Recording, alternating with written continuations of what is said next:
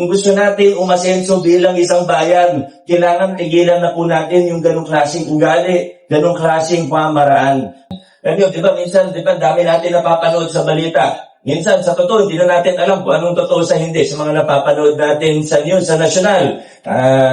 Daming nag-aaway-away, daming akusasyon tungkol sa korupsyon. Pero ang importante, tayo, kung nasan tayo ngayon, ayusin natin. Kung ano yung nasa bakuran natin, ayusin natin. Huwag natin konsintihin. Pag may nakikita tayong mali, ayusin po natin, linisin po natin. Kung bago tayo tumingin sa malayo, tingin muna tayo dito sa ating lungsod. Tingin muna tayo, ayusin, linisin natin ang ating barangay. Kaya, siyempre, sisimula ako bilang mayor, magsisimula po ako sa LGU natin, sa city government. Hindi ko pa kaya sabihin na perfecto. Siguro, hindi naman darating ang punto na masasabi natin na perfecto. Hanggat may tao, hindi perfecto ang gobyerno. Diba? Hanggang taong namumuno,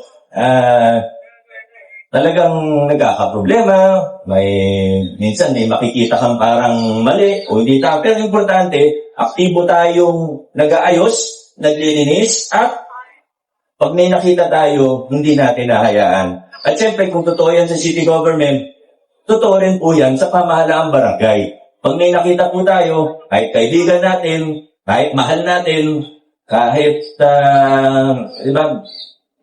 tumulong o kung ano man sa politika, sa personal, hindi natin pwede konsintihin. Kasi yan talagang problema natin sa Pilipinas. Minsan, ang layo ng tingin natin.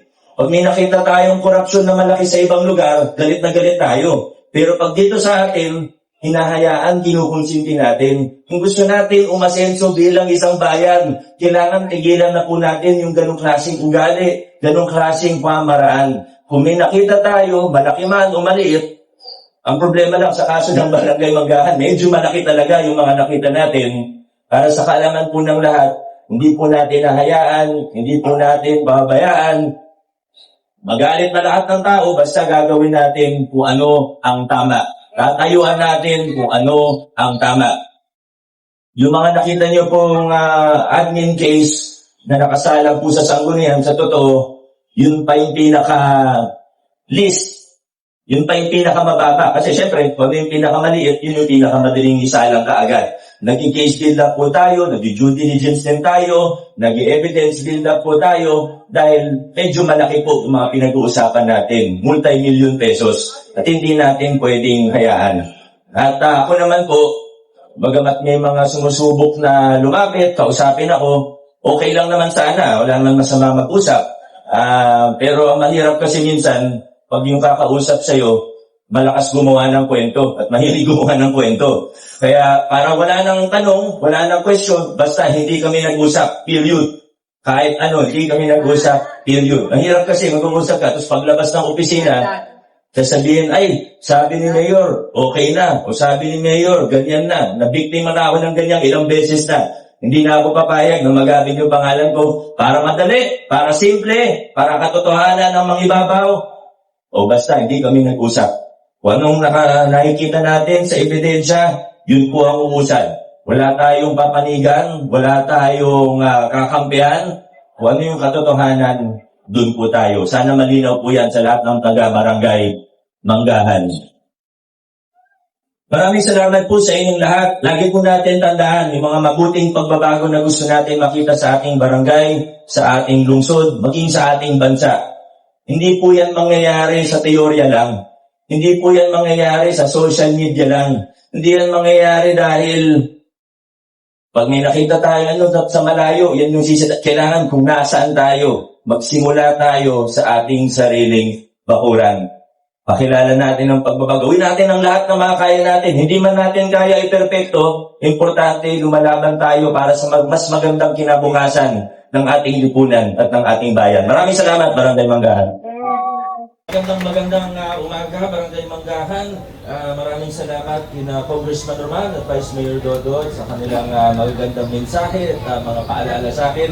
Nag-welcome nga kami kanina ni Kong, yung ibang mga ginawa po natin. Of course, alam niyo po yung concrete road blocking, reblocking. Kaya nang sabi ni Vice, isa ito sa malaking pina-reblocking po natin at asphalting Pero alam niyo po, sa mga proyekto natin ngayon, tinitingnan din natin kung ah, yung malalakaran na tao, diba? Kung pwedeng i-preserve yung mga puno, kaya nung nasabi ni Kong kanina, yung mga tinitingnan natin, hindi tayo basta yung magpa-project lang, tinitingnan po natin lahat-lahat. Pero para sa kalaman po ng lahat, ito po ay almost 22 million pesos na project, 21.9 million pesos. At kasama po dito yung asphalting works, more than almost 14,000 square meters po ang pina-asphalto natin. Doon naman po sa concrete reblocking, nasa 183 meters ang haba ng reblock po natin. Total concrete reblocking po ito. Ang area po niyan ay 620 square meters. Meron din tayong in-install yung mga studs ba yung tawag doon, engineer? Solar studs, ano? Nasa 318 pieces din po yan. Siyempre kasama yung pavement markings, yung painting works, hindi lang po kalsada mismo yung ginawa po natin, pati yung concrete wall fence, wire mesh metal fence, pag-ayos lang ng konti, hindi naman totally ano yung sa perimeter fence, pero kasama rin po sa project yung improvement niya. At isang importante, gaya na sabi ko kanina, yung makakalakad ng mga tao ng maayos. Unti-unti, i-improve natin yung walkability, yung mobility, ika nga, ng ating lungsod. Mahirap gawin, lalo na hindi ideal yung mga sukat ng kalsada natin. Sa ibang lugar, talagang makikitid, maninipis ang mga kalsada natin. But we do the best we can. Ika nga, repair of sidewalk, kasama yung curb at gutter, 280 meters po ang haba nito. So all in all, 21.9 million pesos at umaasa po ako na maganda ito, na maayos ang kalidad. Congratulations din sa ating engineering department. Ay kita natin yung mga napakita nga sa akin yung engineer kanina, no?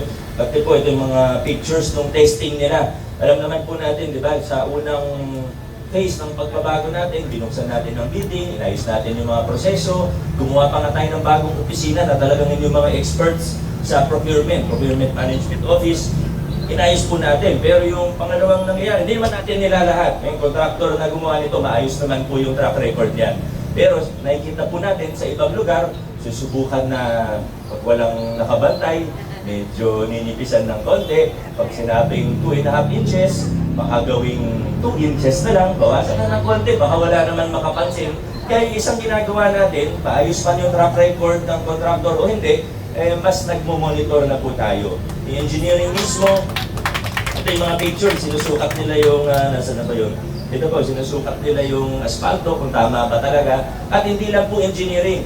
Ngayon po, sinasama, isa sa magandang ginagawa po natin, sinasama na rin natin yung mga tinatawag nating civil society, yung mga NGOs, mga kabataan na gustong may gawin. Diba? Naghahanap ng gagawin para makatulong sa pamahalaan.